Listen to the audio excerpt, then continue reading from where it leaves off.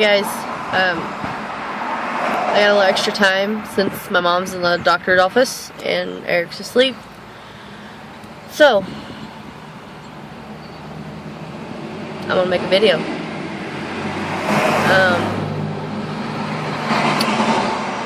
My labor and delivery story I promised you guys that I would do, and I'm doing now. On the 23rd, I want to say, 23rd, I was having really bad stomach pains, and my mom was going to Winchester, which is like 2 hours away from where I live, and I told her I wanted to go with her, so, because I was afraid something was going to happen at the house and she wouldn't be there and I wouldn't have any way to go anywhere, so I went with her. My stomach pain stopped about halfway to Winchester, and I felt a gush of water. I thought I peed myself because I had to go pee.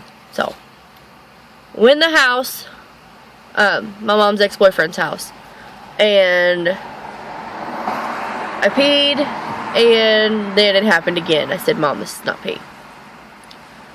So she said, "Yeah, no, it's not. Your water broke." At that point, I was not having any pain. My stomach was tight, like I was having contractions, but I wasn't feeling them. So we get in the car, go back to Versailles. We sit at home. We go get something to eat, because at the hospital when you're in labor, they're not going to give you nothing to eat. So, well, they didn't me anyway. The only thing they'll give you is ice, I think. But anyway, we go get something to eat, we come home, I sit there for like maybe an hour and a half, and then we get up and go to my aunt's house to tell her what's going on. So we get there, mind you, we're in my car, well, yeah, my car, and the seat that I'm in is freaking completely soaked at this point. So I tell my aunt what's going on, and because I don't want to have a dry labor, I go to the hospital.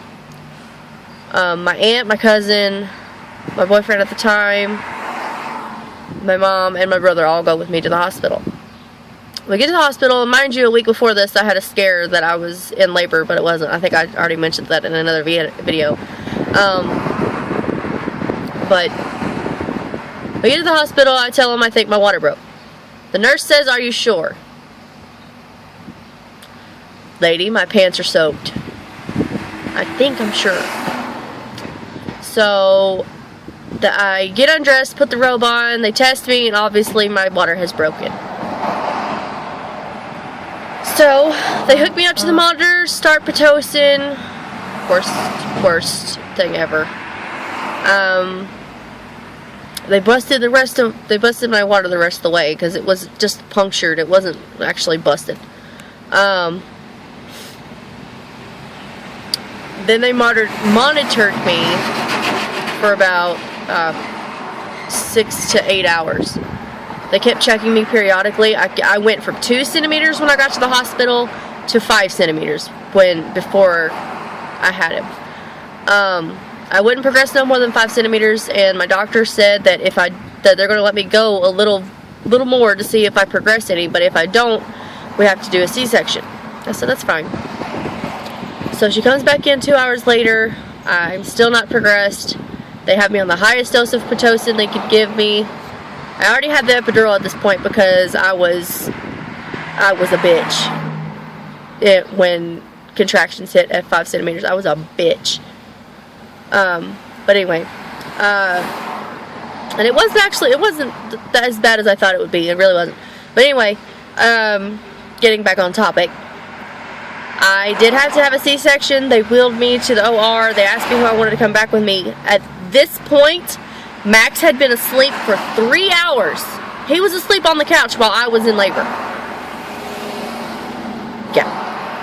I wanted my brother and my mom to go back there with me, but Max pushed his butt through the door, so they let him go with me. We get in there, it all goes by quick. It wasn't even like 5 minutes and I heard Eric cry. I tried my hardest to cry, I really did, but I guess the medicine, the epidural, kept me from crying, because I was so happy when I heard his cry, but I couldn't cry. And they put me to sleep because they had to stitch me up and stuff. So the doctor told Max and my mom that one of them could go with the baby, and one of them could stay with me. And Mom went with the baby, so she assumed Max was going to stay with me. She walks out the door, no sooner than 5 minutes right after she leaves. He's right behind her. She turns around and says, "What are you doing?" He told her, "I'm going with the baby." And she said, "Why didn't you stay with Samantha?" He said, "They're putting her to sleep." Hello? I'm having major surgery going on, and you're just going to leave me in the room by myself asleep? Okay. They wake me up. I'm drowsy and going out of my head at this point. I'm asking them how the baby is and everything, and he's just fine. They wheel me to my room, and they bring the baby in. Guys, let me tell you, I have never loved another person as much as I love my son. When I seen him, oh my God, I started crying. Yeah, it was a very, very, very amazing experience. Although, except for Max being a complete asshole, sleeping the whole time we were at the hospital and then not helping me at home, yeah, it was a very amazing experience. I love my son. Thank you so much to the nurses and the doctors, and Dr. Hess, I love you. Thank you so much. You're a blessing. Guys, this is the end of my labor and delivery story. If you have any questions, let me know. Post down at the bottom of this video, and I will reply to you.